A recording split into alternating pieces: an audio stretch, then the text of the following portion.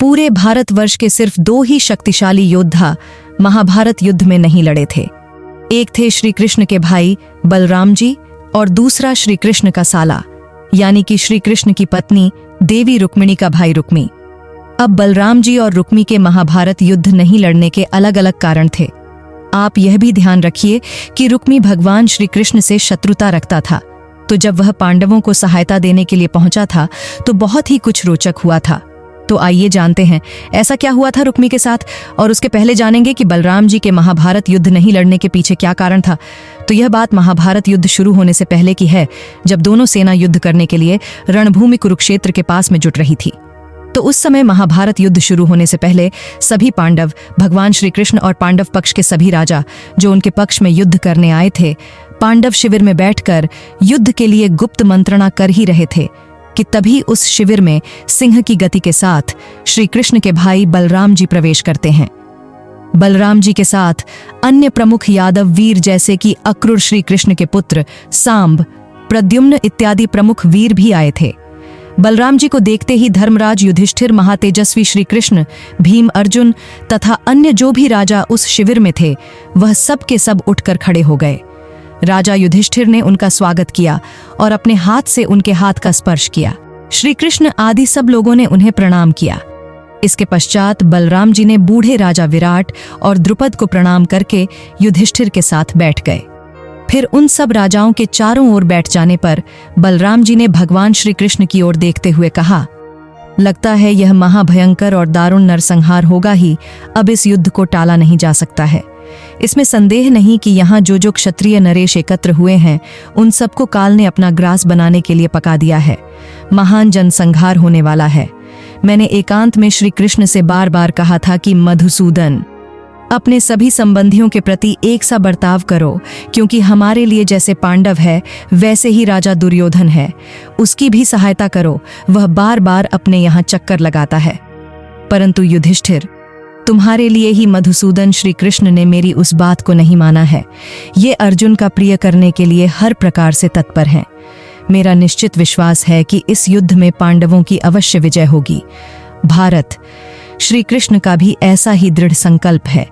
मैं तो श्री कृष्ण के बिना इस संपूर्ण जगत की ओर आंख उठाकर देख भी नहीं सकता। अतः यह केशव जो कुछ करना चाहते हैं मैं उसी का अनुसरण करता हूँ। भीमसेन और दुर्योधन, यह दोनों ही वीर मेरे शिष्य एवं गदा युद्ध में कुशल है, अतः मैं इन दोनों पर एक सा स्नेह रखता हूँ। इसलिए मैं सरस्वती नदी के तट से सटे तीर्थों का भ्रमण करने के लिए जाऊंगा, क्योंकि मैं नष्ट होते हुए कौरवों को उस अवस्था में देखकर उनकी उपेक्षा नहीं कर सकूंगा। ऐसा कहकर महाबाहु बलराम जी पांडवों से विदा ले मधुसूदन श्री कृष्ण को संतुष्ट करके तीर्थ यात्रा के लिए चले गए। बलराम जी के चले जाने के बाद ठीक इसी समय रुक्मी वहां पांडवों के शिविर में पहुंचा। रुक्मी राजा भीष्मक का पुत्र था और देवी रुक्मिणी का भाई था।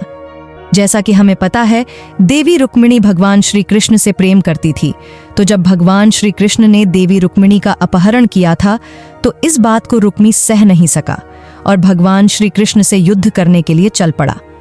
अपने बाहुबल के घमंड में उसने यह प्रतिज्ञा की, मैं श्री कृष्ण को मारे बिना अपने नगर को नहीं लौटूंगा, और उनका पीछा किया था।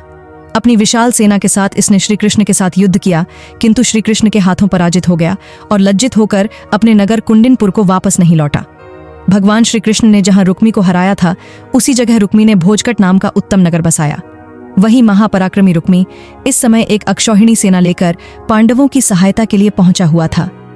जब पांडवों को उसके आने की सूचना मिली तब राजा युधिष्ठिर ने आगे बढ़कर उसका स्वागत किया।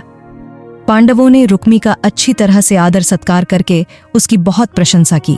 रुक्मी भी उन सबसे प्रेम पूर्वक मिला। इसके बाद वीरों के बीच में बैठकर उसने कुंती कुमार अर्जुन से कहा, पांडुनंदन, यदि तुम डरे हुए हो तो मैं युद्ध में तुम्हारी सहायता के लिए आ पहुंचा हूं।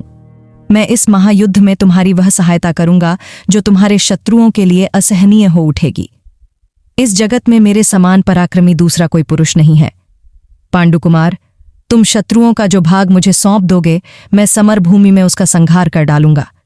मेरे हिस्से में द्रोणाचार्य, कृपाचार्य तथा वीरवर भीष्म एवं कर्ण क्यों ना हो, किसी को जीवित नहीं छोड़ूंगा, अथवा यहां पधारे हुए यह सब राजा चुपचाप खड़े रहे। मैं अकेला ही समर भूमि में तुम्हारे सारे शत्रुओं का वध करके तुम्हें पृथ्वी का राज्य अर्पित कर दूंगा। धर्मराज युधिष्ठिर तथा भगवान श्री कृष्ण के समक्ष अन्य सब राजाओं के सुनते हुए रुक्मी के ऐसा कहने पर परम बुद्धिमान कुंती पुत्र अर्जुन ने वसुदेव नंदन श्री कृष्ण और धर्मराज युधिष्ठिर की ओर देखते हुए मित्रभाव से हंसकर कहा, वीर, मैं कौरवों के कुल में उत्पन्न हुआ हूं, विशेषतः महाराज पांडु का पुत्र हूं। आचार्य द्रोण को अपना गुरु कहता हूं और स्वयं उनका शिष्य कहलाता हूं। इसके सिवा साक्षात भगवान श्री कृष्ण हमारे सहायक हैं और मैं अपने हाथ में गांडीव धनुष धारण करता हूं। ऐसी स्थिति में मैं अपने आप को डरा हुआ कैसे कह सकता हूं? वीरवर, कौरवों की घोष यात्रा के समय जब मैंने महाबली गंधर्वों के साथ युद्ध किया था, उस समय कौन सा मित्र मेरी सहायता के लिए आया था? खांडव वन में देवताओं और दानवों से परिपूर्ण भयंकर युद्ध में जब मैं अपने प्रतिपक्षियों के साथ युद्ध कर रहा था, उस समय मेरा कौन सहायक था? जब निवात कवच तथा कालकेय नामक दानवों के साथ हुए युद्ध में मैं अकेला ही लड़ रहा था, उस समय मेरी सहायता के लिए कौन आया था? इसी प्रकार विराटनगर में जब कौरवों के साथ हुए संग्राम में मैं अकेला ही बहुत से वीरों के साथ युद्ध कर रहा था, उस समय मेरा सहायक कौन था? मैंने युद्ध में सफलता के लिए रुद्र, इंद्र, यम, कुबेर, वरुण, अग्नि, कृपाचार्य, द्रोणाचार्य तथा भगवान श्री कृष्ण की आराधना की है। मैं तेजस्वी, दृढ़ एवं दिव्य गांडीव धनुष धारण करता हूँ। मेरे पास अक्षय बाणों से भरे हुए तरकश मौजूद हैं और दिव्यास्त्रों के ज्ञान से मेरी शक्ति बढ़ी हुई है। नरश्रेष्ठ, फिर मेरे जैसा पुरुष साक्षात वज्रधारी इंद्र के सामने भी मैं डरा हुआ हूं। यह सुयश का नाश करने वाला वचन कैसे कह सकता है? महाबाहु, मैं डरा हुआ नहीं हूं तथा मुझे सहायक की भी आवश्यकता नहीं है। आप अपनी इच्छा के अनुसार जैसा उचित समझें अन्यत्र चले जाइए या यहीं रहिए। अर्जुन के ऐसा कहने पर रुक्मी अपनी समुद्र के समान विशाल सेना को लौटाकर इसी प्रकार दुर्योधन के पास गया। दुर्योधन से मिलकर राजा रुक्मी ने उसे भी वैसी ही बातें कहीं, तब अपने को शूरवीर मानने वाले दुर्योधन ने भी उसकी सहायता लेने से मना कर दिया।